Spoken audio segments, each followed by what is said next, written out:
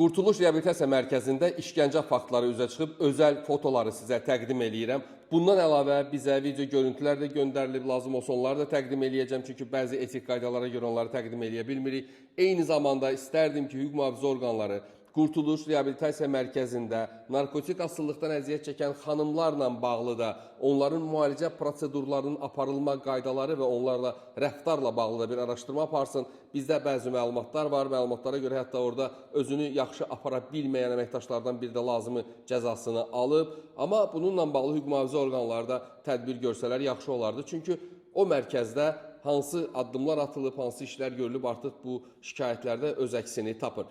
Mən nəyi demək istəyirəm? İlk dəfə 2025-ci il sentyabr ayının 13-də mən o mərkəzdə nəyisə düzgün həyata keçirilməməsi, aparılan proseslərdə reklam xarakterli addım atılması ilə bağlı bir çağırış eləmişdim. Bu mənim ilkin və belə deyək də çox səliqəli bir çağırışım idi ki, bizim həmkarımız Ceyhun Əskərovu, yadınızdadırsa, aparırlar müalicəyə.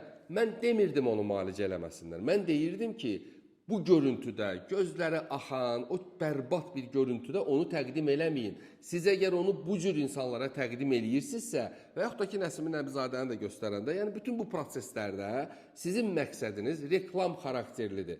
Lap yaxşı, müalicə eləyin, amma bunu sağaldandan sonra göstərin. Niyə siz o insanı o cür ağır durumda olduğunu cəmiyyətə göstərirsiniz? Mən bunu deyib və qarşı tərəfdən tələb eləmişdim ki, siz insanların hüquqlarını pozursunuz. Tək onun yox, ümumiyyətlə orada müalicə alan şəxslərin konstitusiyon hüquqlarını pozub onların üzünü göstərməməlisiniz.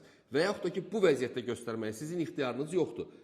Mən bunu sentyabrın ayının 13-də 2025-ci ildə çağırış eləmişdim. Ceyhun Əskərovun, milli qəhrəman Salatin Əskərovanın övladının həmkarımız Ceyhunun bu yaxınlarda paylaşılan videosu çox acınacaqlıdır və mən bu videonu paylaşan reabilitasiya mərkəzinin rəhbərinə, nümayəndələrinə demək istəyirəm ki, siz çox səhv addım həyata keçirmişsiniz bu cür videonu paylaşmaqla. Çünki Ceyhunun o cür... Bax, bu gördüyünüz videodan qısa olaraq təqdim elədim sizə. Məhz orada deyəndən sonra bu mərkəzin rəhbəri Ceyhun Salmanov başladı videolar paylaşmağa ki, bəzi jurnalistlər bizə mane olur, bəzi jurnalistlər bizim fəaliyyətimizi istəmir, onların gözü bizi götürmür. Başladılar şərhlər yazmağa ki, sən niyə müalicə eləmirsən, sən heç müalicə eləmirsən, yoxsa yox. Mən müalicə eləməli deyiləm. Mən o işə qol qoyuramsa, onun öhdəsindən gəlməliyəmsə, mən o işə boyun oluramsa, deməli, o məsuliyyəti üzərimə götürəndə onu daşıya bilməliyəm. Mən tələb eləmişdim və mən xahiş eləmişdim, müraciət eləmişdim ki, Azərbaycanda fəaliyyət göstərən bütün reabilitasiya mərkəzləri hüquqi fəaliyyət göstərməlidir, qanuni fəaliyyət göstərməlidir. Mənim çıxışlarımda bu var. Lisenziyası olmalıdır. Orada insanları müalicə edirəm deyən şəxslərin bir hüquqi əsası olmalıdır, psixoloji durumuna baxılmalıdır. Bəlkə bu adam cinayətkardır, bəlkə verilən pulları başqa istiqamətə yönəldir. Bunlara nəzarət eləmək lazım idi. Narkotik asılılıqdan əziyyət çəkən insanları idarə eləmək o qədər də asan deyil. Bir müəllim bağçada və yaxud da məktəbdə uşaqları, sağlamat uşaqları idarə eləyə bilmir. Qalmışdı ki, narkotik asılılıqdan əziyyət çəkən insanla işləyə biləsən. Hansı hazırlığınız var? Sizin hansı ixtiyarınız və qanuni lisenziyanız, fəaliyyətinizi təsdiq edən sənədlər var? Mən bunları tələb eləyirdim və dəfələrlə də deyirdim ki, araşdırın. Araşdırın, burada problem olacaq. Çünki bizə şikayətlər gəlirdi ki, bizim əlimizi skoçlayırlar, bizi incidirlər, bizi döyürlər. Hətta o məsələ ki var, indi cinayət işi gedir, istintaq gedir daha doğrusu. İntihar cəhdinə əl atmışdı, bir nəfər qaşıq udmuşdu. O məlumat da bizdə var idi. Və bunlardan əlavə başqa məlumatlar da var. Və bununla bağlı mən çağırış eləyəndə mən çox təəssüf eləyirəm ki, bizim millət vəkillərimiz Fazil Mustafa, Ceyhun Məmmədov bu məsələdə Qurtuluşa dəstək verirdilər ki, bəli, biz getdik Qurtuluşa. Məsələn, Fazil müəllim hətta parlamentdə bu barədə çıxış elədi. Çox böyük hörmətim də var hər ikisinə. Dedi ki, bəs mən getdim Qurtuluşa, onlar çox böyük işlər görürlər, onlara dəstək vermək lazımdır. Az keçmədi, Ceyhun müəllimin səs yazısını paylaşdı Qurtuluşun rəhbəri ki, bəs Ceyhun müəllim ona dəstək verir, filan o Qurtuluşun səhifəsində də var idi bu məsələ. Mən, bilirsiniz, nəyə yanıb tökülürəm, nə məni narahat edir? Mən çağırış eləyirəm ki, gəlin, bütün bu mərkəzlərin fəaliyyətinə nəzarət eləsinlər. O mərkəzlərlə bağlı problem var. Heç o millət vəkillərimizin biri məndən soruşmadı ki, problem nədədir, sən nəyə problem görürsən? Əksinə getdilər, dəstək verdilər. Və mən bildiyim qədəri ilə hər iki millət vəkilimiz dinlə bağlı adamlardır. Bəlkə ola bilər, bu tərəfdən də Ceyhun Salmanovgil də deyirdilər, biz dindarıq, ola bilər, bu bir xətt də onları birləşdirmişdi. Bizim millət vəkillərimiz bəlkə bu istiqamətdə bir birlik görüb ona dəstək vermişlər, deyə bilmərəm. Amma mənim dediklərim öz yerini tapdı. Mən dediklərim düz oldu. Mən çox təəssüf edirəm ki, hörmət elədiyim o iki millət vəkili biri bir dəfə soruşmadı ki, ay jurnalist, ay Tural, nə məsələdir? Sən niyə bunlarla bağlı bu məsələni qaldırmısan? Amma gedib ora dəstək verdilər. Mən sorğu verdim ombudsman aparatına. Ombudsman Səbinə xanım Əliyevaya təşəkkür eləyirəm. Mən sorğu verəndən dərhal sonra reaksiya verdi və cavab aldım. Və bildirdi ki, bəli, bu məsələlər nəzarətdə olmalıdır və məsələ ilə bağlı onların preventiv tədbirləri olub.